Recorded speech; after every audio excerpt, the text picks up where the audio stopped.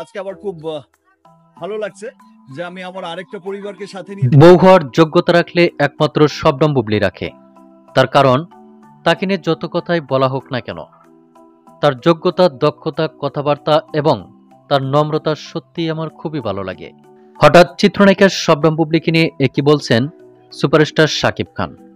তাই তার বিস্তারিত জানতে অবশ্যই ভিডিওটি না টেনে শুরু থেকে শেষ পর্যন্ত দেখে সঙ্গেই থাকুন।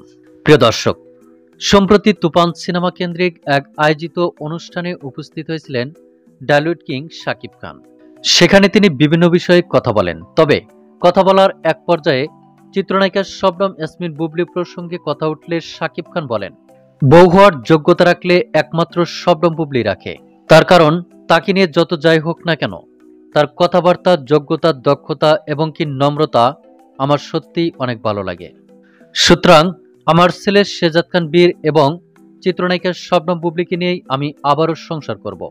এবার আর দ্বিধাদ্বন্দ্ব নয়, মায়ের নির্দেশেই চিত্রনায়িকা শবনম বুবলিকে আবারও গড়ে তুলে নিয়েছি। আর এবার চিত্রনায়িকা শবনম বুবলির বিহেভিয়ার বাড়ির সকলেরই নজর কেড়েছে।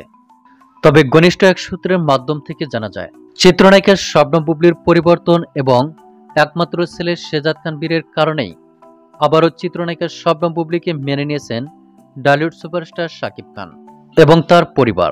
তো প্রিয় দর্শক, এ বিষয়ে আপনার কি মন্তব্য তা আপনার ধারণা মোতাবেক কমেন্ট করে জানিয়ে দিন নিচের কমেন্ট বক্সে।